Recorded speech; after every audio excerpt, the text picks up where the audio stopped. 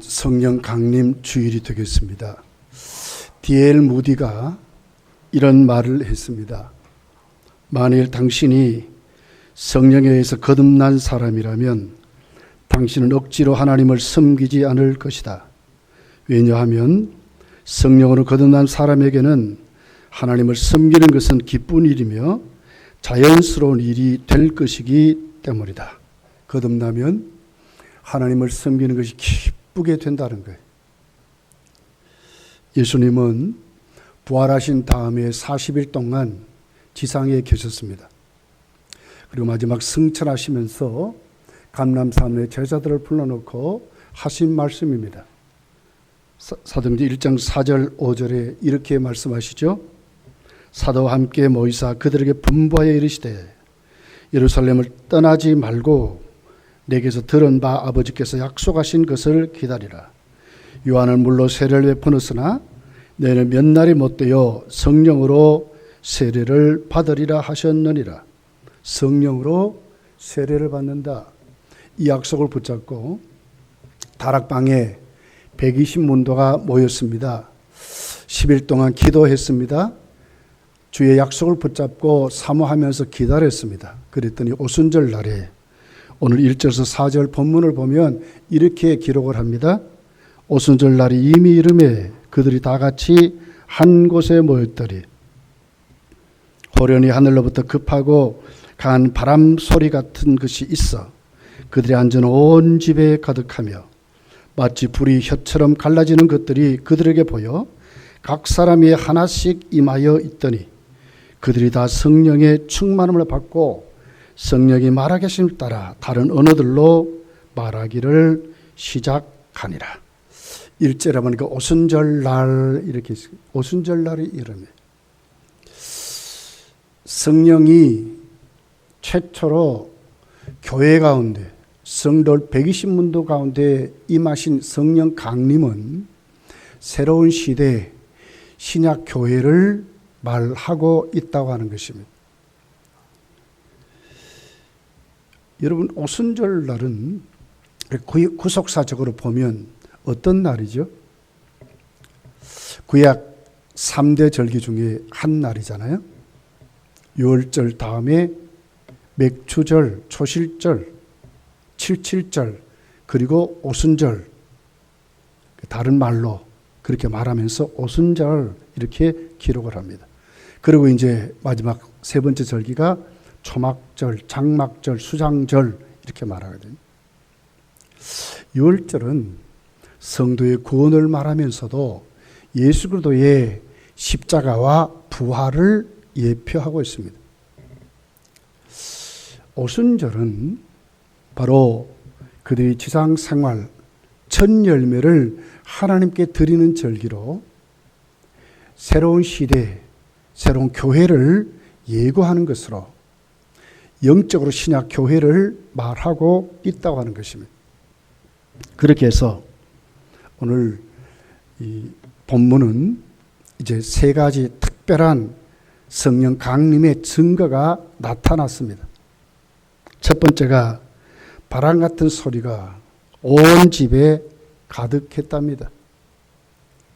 모든 모인 그 사람들 그 가운데 가득히 한 사람도 예외 없이.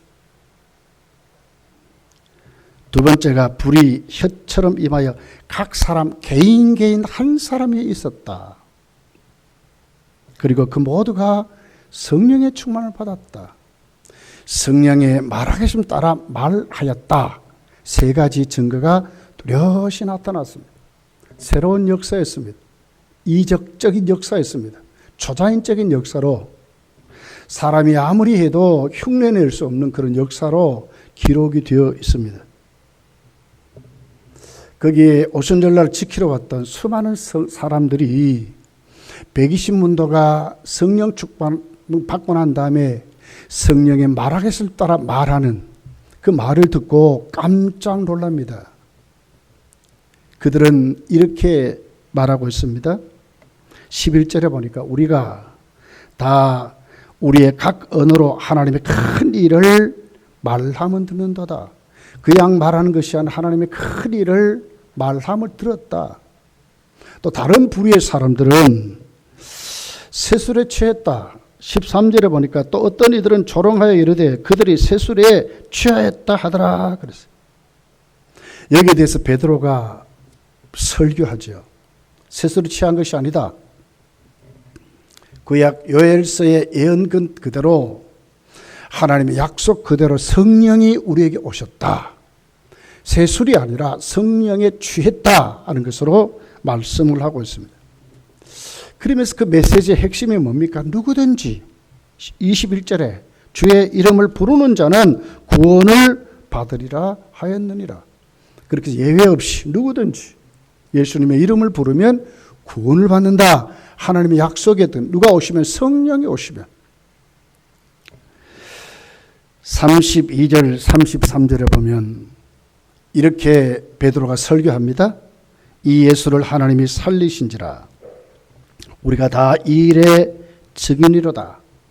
하나님의 오른손으로 예수를 높이시매 그가 약속하신 성령을 아버지께로 받아서 너희가 보고 듣는 이것을 부어 주셨느니라. 이게 무슨 말이죠? 사람들은 예수님이 메시아인 줄 모르고 십자가에 못 박아 죽였다는 거예요. 그런데 주님이 말씀하신 그대로 구약 성경이 예언한 그대로 예수께서 구속사적으로 새 역사의 시작으로 그분이 살아나셨는데 죽은 것이 아니라 살아나셨는데 하나님이 살렸다는 거예요. 그러니까 예수님이 살아나신 것은 뭘 얘기하고 있습니까? 바로 예수님이 살아나셔서 승천하셔서 가심은 다시 오실 성령을 말하고 있다는 거예요. 새로운 시대를 말하고 있다는 거예요. 예수님은 요한복음 16장 7절에 보면 내가 떠나는 것이 너에게 유익이라. 내가 떠나가지 아니하면 보혜사가 너에게로 오시지 아니할 것이요. 가면 내가 그를 너희에게 보내리라. 예수님이 가시고 보혜사를 보내셨다는 거예요. 주인공이 바뀌었습니다. 주되게 역사하는 분이 바뀌었습니다. 예수님이 3년 동안 공생애에 역사하신 그 공생애의 그 바톤을 누가 있습니까? 성령이 이었다. 새로운 시대를 말하고 있습니다.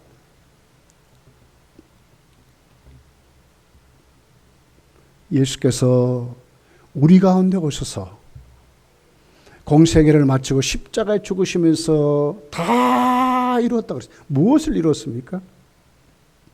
자기 백성을 저희 죄에서 구원할 자로 예수께서 십자가에 대속물로 죽으시고 죄악에서 심판에서 하나님 무서운 저주에서 형벌에서 그들을 건져내신 것을 이루었다는 거예요. 무엇으로 증명이 되느냐? 성령의 오심으로 증명이 돼. 그 사실이 성령의 오심으로 증명이 된다는 거예요. 다 이루신 그 사실이 성령의 오심으로. 어디에 오셨습니까? 바람같이 온 집에 가득했대요. 이것은 신약 교회를 말하는 거예요. 새로운 시대를 말하는 거예요. 예외 없이. 성령이 신약 교회의 출발로 새로운 시대로 하나님의 구원의 공동체로 다시 세우시는 역사를 누가 성령이 오심으로 테이프를 끊었다는 거예요. 시작이 됐다는 거예요. 새로운 시대, 시작 교회로. 그 사람들이 누굽니까? 하나 되는 공동체라는 거예요. 예수 그리스도의 십자가의 피로 구원을 받은 누가 오셨기 때문에 성령이 오셨기 때문에 다 이루신 혜택을 받는 사람들, 그 사람들의 그 공동체 120문도가 그냥 문도가 아니고 하나님이 성령으로 그들에게 예수 그리스도 십자가의 보혈의 혜택을 받도록, 그리고 이제는 새로운 시대 그들을 통해서 하나님의 구속의 역사를 이루어 가신다는 사건의 테이프를 끊는 성령 강림은 신약 교회의 출발이고 새로운 시대의 출발로 이렇게 말하고 있습니다. 교회는 어떤 곳입니까? 세상 나라와 전혀 다른 새로운 시대에 새로운 공동체로 살아가는 자들이 된 것입니다. 예수 그리스도의 구속의 은혜가 임하는 사람들이 되었습니다. 우리 예수를 믿고 건강하게 성도된 것은 무엇을 믿어야 합니까? 예수께서 나를 위해서 십자가에 주신 모든 혜택이 누구 것이 됐습니까? 우리 것이 됐다고 믿는 사람들이 바른 성도라고 하는 것입니다. 왜? 성령이 오셨기 때문에, 성령이 임했기 때문에 지금 이렇게 말씀을 하고 있는 것입니다. 여러분, 그러므로 우리가 성령 강림 사건을 보면서 정말 우주적으로 이제는 새로운 시대가 됐다, 내가 오늘 또 새로운 시대에 맨발하는 사실을 여러분 확실히 믿으시고 새로운 시대에 성도의 삶을 살아가시기를 예수님 축복합니다. 두 번째는 새로운 존재가 됐다는 거예요.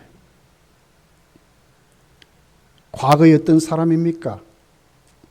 우리는 허물과 죄로 죽었던 사람입니다. 근데 성령이 오심으로 우리는 누가 됐습니까? 오늘 3절에 보니까 불이 어떻게 혀같이 갈라져서 각 사람이 한 사람도 예 없이 거듭나는 것을 말하거든요. 새 사람이 되는 것을 말하거든요. 성령이 오셔서 우리를 어떻게 중생케 하실 뿐만 아니라 이제는 새 사람으로 살게 하신다고 말씀을 합니다. 새로운 존재가 됐습니다.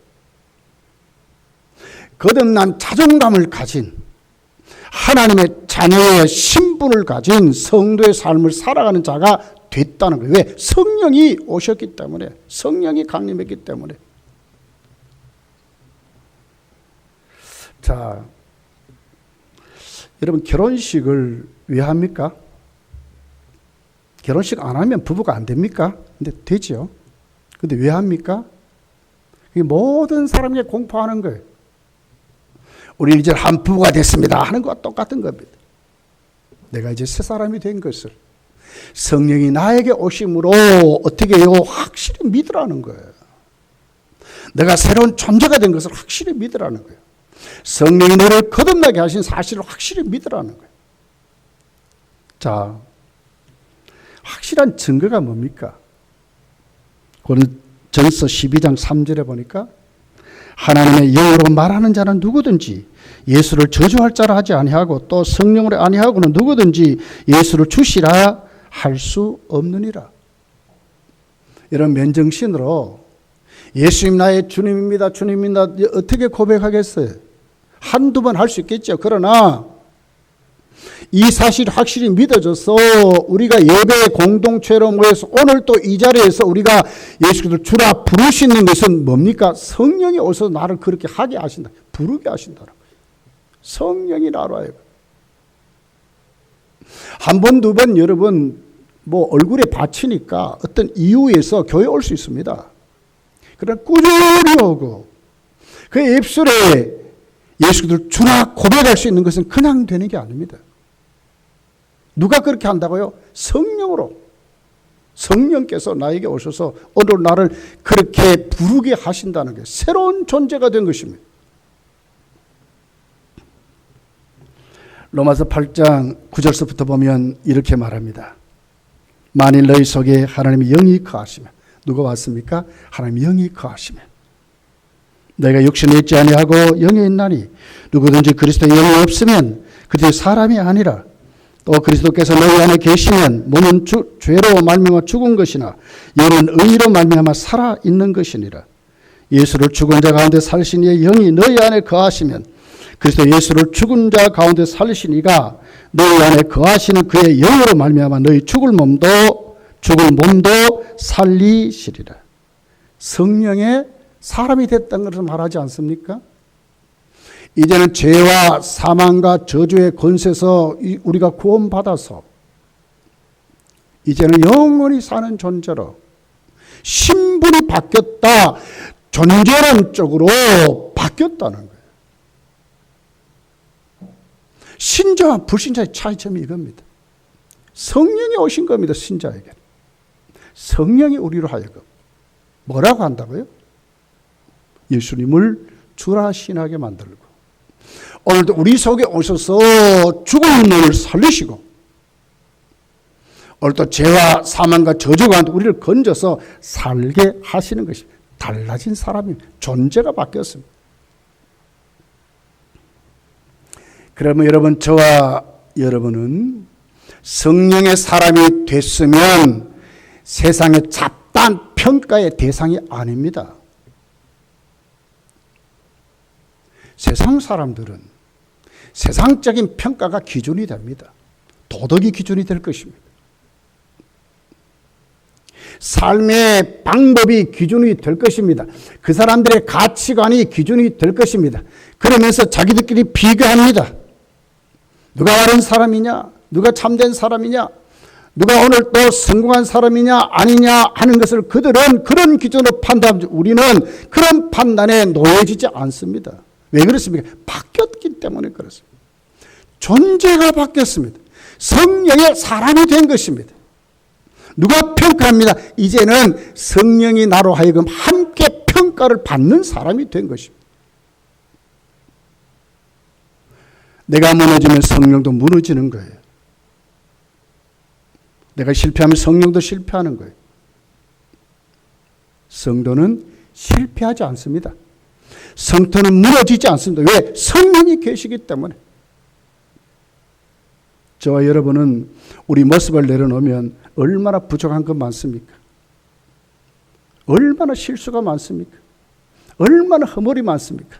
그러나 이것으로 평가 안 받는다니까요. 왜요? 내 속에 성령이 이미 우리로 하여금 성령의 사람으로 살게 하시기 때문에 그렇습니다. 그것이 나의 생명을 좌우하는 것이 아니라 오늘 또 그것 때문에 내가 오늘 또 더 새롭게 하나님 앞에 오히려 감사하고 거기에서 하나님 나를 살려주신 그 기쁨을 내가 회복하고 성령의 인도 따라 이기고 살아가는, 거기에 빠지지 않는, 이기고 살아가는 기독교의 가치관을 가진 목표가 달라지고 또렷한 그런 사람이 되었다고 우리에게 말씀을 하고 있습니다. 여러분, 그렇습니다. 세상을 보면서 이 코로나가 지나가는 이 과정에 여러 가지 삶이 다양하게 지금 이렇게 만들어졌습니다. 직업도 얼마나 직업도 많이 바뀌었습니다. 그러나 여기에 우리 자신의 평가를 두지 말고 오늘 내가 하나님의 자녀인 그 존재의 의미를 가지고 성령의 나를 인도하심을 따라 살아가는 믿음의 사람이 되시기를 예수님 축복합니다. 그러면서 오늘 이 본문은 그렇다면 성령이 도대체 우리를 어떻게 인도하시는가, 교회를 어떻게 인도하시는가, 새로운 시대에 신약교회를 어떻게 인도하시는가, 새로운 존재된 우리를 어떻게 인도하시는가 하는 것입니다. 자, 오늘 2장 17절 18절입니다. 이렇게 기록합니다. 하나님이 말씀하시기를 말세에 내가 내 영을 모든 육체에 부어주리니 너희 자녀들은 예언할 것이요 너희 젊은이들은 환상을 보고 너희 늙은이들은 꿈을 꾸리라. 그때 내가 내 영을 내 남종과 여종에게 부어주리니 그들이 예언할 것이요. 성령이 오시기 전에는 유대인이라는 한정된 곳에 그렇게 그들의 활동 영역이 머물러 있었습니다. 예수님 오셔서 어디까지 갑니까? 갈릴리까지 갑니다. 사마리아까지 갑니다. 성령이 오셨습니다. 오셔서 활동 영역이 바뀌었습니다. 자, 17절에 보니까 내가 내 영을 모든 육체에게 부어준대. 성령이 오시면 새로운 시대를 말하고 있다 그랬어요. 새로운 존재가 됐다 그래서 이것이 어디에요? 모든 육체로. 활동 영역이 어디까지 가십니까? 전 세계로. 누구에게? 하나님의 자녀들에게. 성령이 임해서 새로운 시대 공동체로 세운 그들에게, 새로운 존재로 만드는 그 사람들에게 지금도 온 세계로 활동 영역이 충만하게 지금도 역사한다는 거예요. 피부색과 상관없습니다. 언어와 상관없습니다. 삶의 형태와 상관없습니다. 연령과 상관없습니다. 성령이 정말 오셨다면 누구든지 주의 이름을 부르는 자는 어떻게 된다고요? 구원을 받게 되는 것입니다. 자, 여기 아주 오묘한 말씀이 있어요. 늙은이들이 꿈을 꾼대요. 어떻게 여러분 나이가 들면 꿈이 많아집니까? 잠에 꿈꾼 그런 꿈 말고요. 앞으로 내가 어떻게 어떤 비전을 가지고 어떤 삶을 살까 하는 이런 비전이에요. 비전. 목표입니다. 그게 많아집니까? 나이가 들면 점점 없어져요. 근데 오늘 이상하게 말씀하신 늙은이들이 꿈을 꾼대요. 젊은이들이 환상을 본대요. 환상이나 꿈과 여러분 이것은 뭘 얘기합니까? 예언, 이 뭔 말입니까? 모두 다 무엇을 말합니까? 구약 시대에 하나님이 특별한 자들에게 주었던 계시 하나의 방법이었어요. 그런데 새로운 시대 성령이 오시면 모든 육체 가운데 부어지는데 어떻게 연령과 상관없이 나이와 상관없이 피부색과 상관없이 모든 육체 가운데 성령의 역사가 있다 하는 것을 말하는 거예요.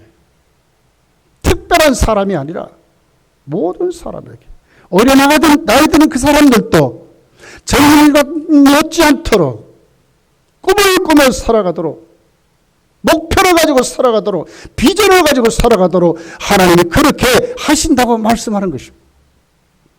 성령이 오셨기 때문에 성령이 그렇게 하신다는 거예요. 그러나 여러분 오늘 이 말씀은 우리에게 귀중한 도전을 주고 있어요. 무슨 도전입니까?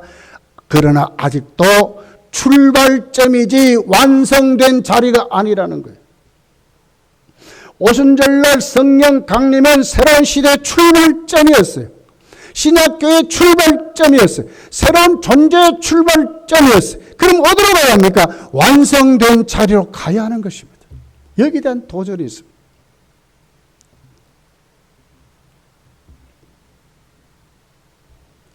새로운 시대의 신약교회에 어떻게 말하고 있습니까? 에베소서 2장 20절에서 21절 22절에 이렇게 기록합니다. 너희는 사도들과 선지자들의 터 위에 세우심을 입은 자라. 그래서 예수께서 친히 모퉁이들이 되셨느니라. 그 안에서 건물받아 서로 연결하여 공동체를 말하는 겁니다. 주 안에서 성전이 되어가고 공동체를 말합니다. 너희도 성령 안에서 하나님이 거하실 처소가 되기 위하여 그리스도 예수 안에 함께 지어져 가느니라. 하나된 공동체로 어떻게 해요? 함께 하나 되는 것으로 연결돼서 가라는 거예요. 여기에 목표점이 있습니다. 특별한 사람들에게 오신 것이 아니라 이제는 모든 육체 가운데 온 것은 뭘 얘기합니까? 우리는 하나 되었다는 거예요. 당신도 성령의 사람이고 나도 성령의 사람이고 너도 성령의 사람이 같은 목표를 가지고 함께 지어져가는 어떻게 하나님이 머물 그 처소가 되기 위하여 함께 지어져가는 사람이 되라는 거예요. 아직 완성되지 않았어요. 빌립보서 2장은 뭐라고 합니까? 성령도 하나요, 믿음도 하나요. 하나 되기를 힘쓰라고 말합니다. 여기에 모델이 누굽니까? 예수님이셨습니다. 여기 우리의 도전이 있고 우리가 해야 될 하나님의 섬겨야 될 방법이 여기 있는 것이 아직 다 된 것이 아니라 우리 교회가 검단 교회가 한국 교회가 이 지구상에 세운 모든 교회가 무엇을 향해서 성령의 하나 되게 하심을 통해서 하나님의 공동체로 이제 완성된 자리로 함께 지어져 가야 된다고 하는 것을 우리에게 말씀을 하고 있는 것입니다. 절대로 독불장군이 없습니다. 서로서로 협력해서 이렇게 하나 되는 공동체로 힘있게 세워져가는 믿음의 공동체가 되어야 된다고 말씀하고 있습니다. 새로운 존재가 됐습니다. 그럼 어떻게 출발점이라 그랬어요. 그럼 어떻게 목표를 향해서 가야 되잖아요. 완성된 자리로. 에베소서 4장 13절에 보니까 이렇게 기록합니다. 우리가 다 하나님의 아들을 믿는 것과 그렇습니다. 교회도 그렇고 개인도 그렇습니다. 아는 일에 하나가 되어 온전한 사람 이루어 그리스도의 장성한 분량이 충만한 데까지 이르리라. 우리 신앙인격이 어디로 가야 합니까? 예수님께로. 성령이 오셔서 그렇기 때문에 새로운 존재가 됐기 때문에 이제는 죄와 결별할 줄 알아야 되는 것입니다. 내 인격이 하나님을 사랑하는 의로운 사람으로 세워져야 하는 것입니다. 하나님 기뻐하는 거룩한 모습들로 우리가 자꾸 새로워져 가야 하는 것입니다. 내 인격이, 신앙 인격이 내가 새롭게 변화되는 그런 과정을 이제는 시작해야 된다고 말하는 겁니다. 완성된 게 아니고 출발점에 섰다니까요. 그게 중요한 키가 누구면 예수님을 닮도록, 예수님을 닮도록. 거기에 필요한 것이 뭡니까? 하나님은 그렇게 하기 위하여 여러 가지로 우리에게 성령이 우리에게 나타나시고 성령의 인도하심에 대한 표적을 줍니다. 이것이 은사일 수도 있고 기적적인 체험일 수도 있고 생활 영역에 하나님의 도움일 수도 있고 여러 가지가 있는 것입니다. 오순절날은 무엇이 왔습니까? 바람같이 불같이 그들의 입술을 열려서 성령이 말하기 싶다면 말할 수 있는 그런 것으로 나타났듯이 지금도 하나님은 우리에게 교회 공동체를 향하여 개인 신앙생활에 그들이 그 교회가 하나 되는 것으로 그리고 그들이 예수님을 닮아가는데 필요한 것 지금도 물붓듯이 성령이 우리로 하여금 역사하신다는 거예요. 이걸 놓치지 말라고 말씀하는 거예요.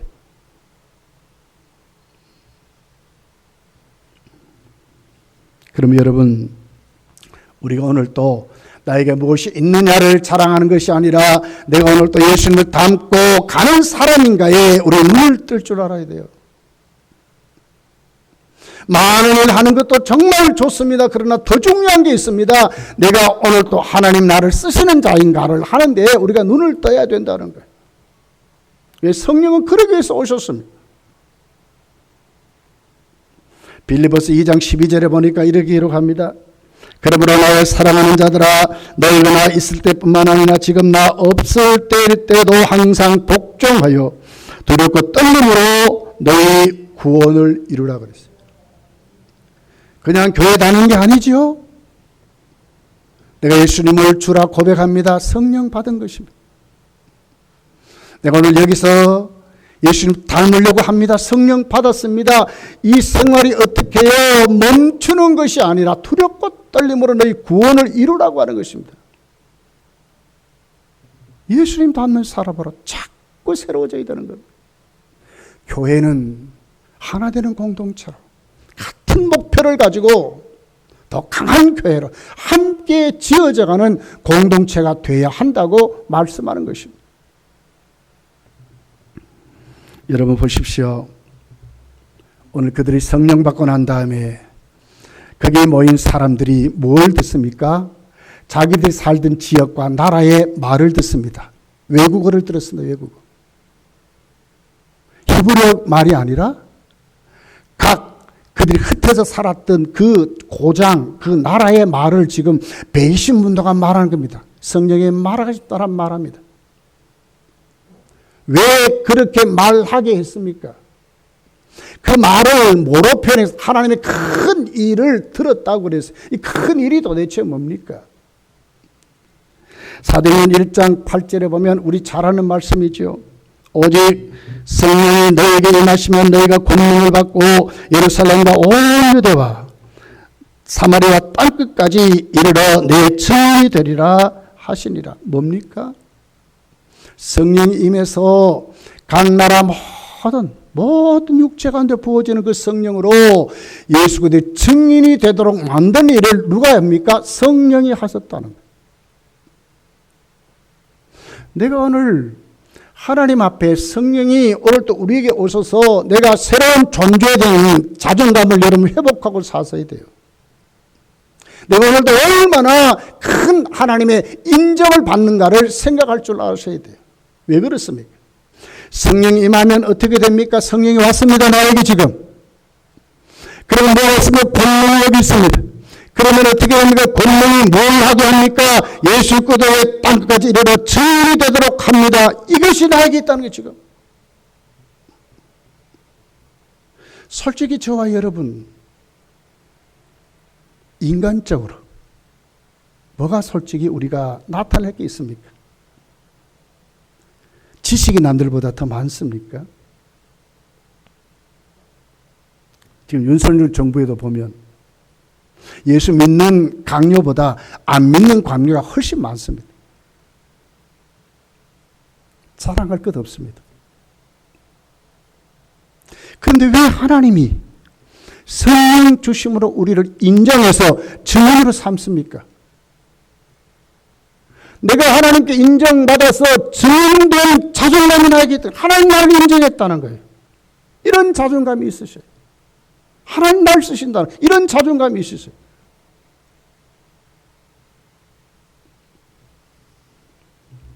자, 베드로 전서 2장 9절에 있는 말씀입니다. 그러나 너희는 택하신 족속이요 왕 같은 제사장들이라 거룩한 나라여 그의 소유가 된 백성이니 이는 너희를 어두운 데서 불러내어 그의 귀한 빛에 들어가게 하신 이의 아름다운 덕을 선포하게 하려 하심이라. 자, 보십시오. 우리를 어떻게 만들었습니까? 하나님이 택한 족속이래요. 왕 같은 제사장들이래요. 거룩한 나라래요. 하나님의 소유된 백성이래요. 왜요?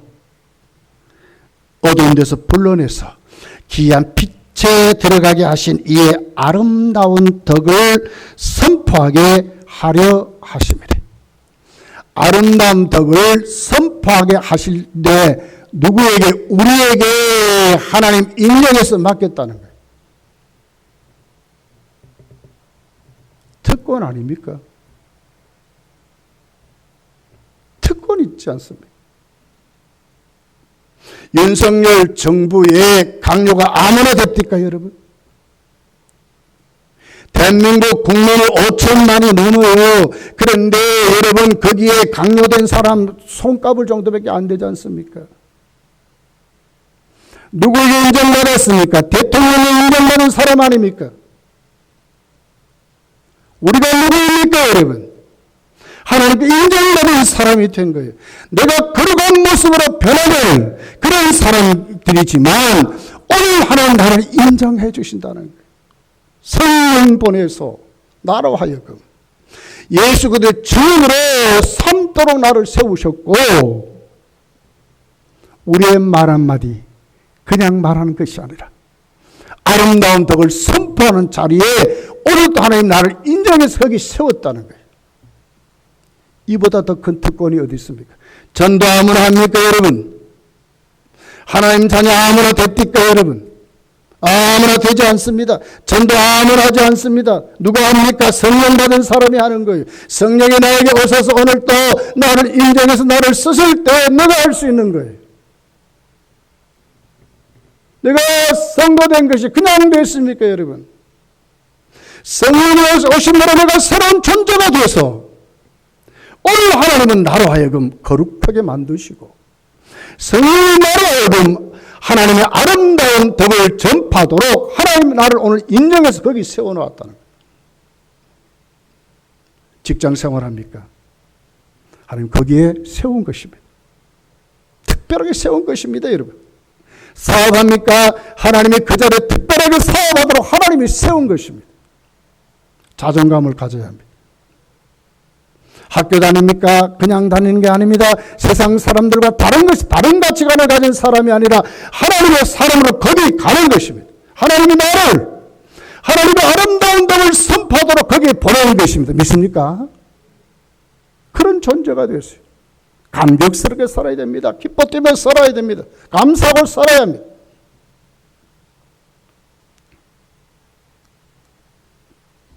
하나님이 예수님을 이 땅에 보내셨죠. 하나님이 걱정했습니까? 기뻐했습니다. 만족했습니다. 똑같은 것입니다. 그리고 이제 누구를 보냅니까? 우리를 보냈습니다. 하나님이 근심하고 걱정하실까요? 아니에요. 내가 정말 성령의 사람이라면 어떻게 합니까? 하나님은 또 우리로 하여금 만족하게 여기신다는 거예요. 내가 그 새로운 존재로 오늘 또 여기에 세워져서 쓰임받고 있다는 것을 말하고 있는 것입니다. 이것이 오늘 우리입니다.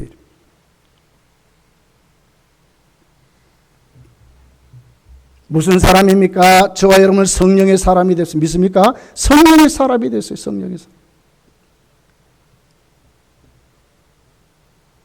대한민국 주민등록증만 가져도요, 외국인들이 대한민국에 와서 노동하는 외국인들이 얼마나 부러워하는지 몰라요. 하물며 성령의 사람이 됐다니까. 성령이 나와 함께하는 사람이 됐어요. 성령을 인도하는 사람이 됐어요. 죽은 놈이 살아나는 사람이 됐어요.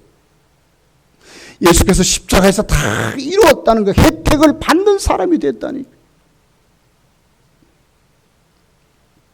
거룩을 흉내내는 사람이 아니라 거룩한 사람이 된 것입니다. 된 것입니다.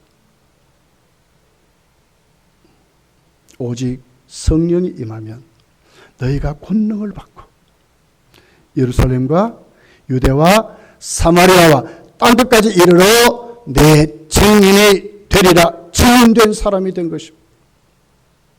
누가 인정했습니까? 하나님이. 우리를 인정했습니다. 아들을 보내듯이 지금 우리를 보내신다고 말씀하는 거예요. 우리를 인정해서. 이런 자존감이 여러분 없습니까? 째째하게 세상 것 때문에 넘어지고 좌절하고 넘어지고 난리 납니까? 아니지요. 이제는 일어나야 되지요. 여호와를 앙망하는 자는 새 힘을 주시듯이 오늘 하나님 앞에 우리 자신들이 성령의 사람으로 세워져서 하나님을 앙망하고 세움 받아서 사는 사람이 된 것입니다. 이것이 오늘 우리라고 말씀하는 겁니다. 말씀을 맺겠습니다. 오순절 성령이 오신 것은 새로운 역사를 말합니다. 새로운 시대를 말하고 있습니다. 신약교회를 말하고 있습니다. 구약이 아니고요. 불순종하고 죄악을 퍼먹고 살면서도 죄가 죄인 줄 모르는 그런 삶이 아니고요. 이제는 새로운 시대의 신약교회, 예수께서 마태복음 16장 16절에서부터 쭉 기록되어 있듯이 뭐라 합니까? 바요나 시몬아 네가 복이 있다 하지 않습니까? 그리고 예수님 뭐라고 그래요? 그 신앙 고교에 예수님의 교회를 세우겠답니다. 그 교회가 바로 언제부터 시작됐습니까? 오순절날에 시작된 것입니다. 음부의 권세가 침범하지 못합니다. 천국 열쇠를 가졌습니다. 이런 시대의 공동체로 우리가 세워졌습니다. 얼마나 감격스럽습니까? 이 말씀 꼭 붙잡고 내가 검단교회 된 것을 보람되게 생각하고 내가 오늘 또 성령의 사람됨을 내 존재의 가치가 달라짐을 확실히 고백하고 하나님 주신 그 특권을 마음껏 누리면서 살아가시기를. 넘어지고 세상 것 때문에 평가받지 마시고요. 거기에 나와서 이제는 하나님의 것으로 성령의 사람으로 살아가시기를 예수님 축복합니다. 기도하겠습니다. 말씀을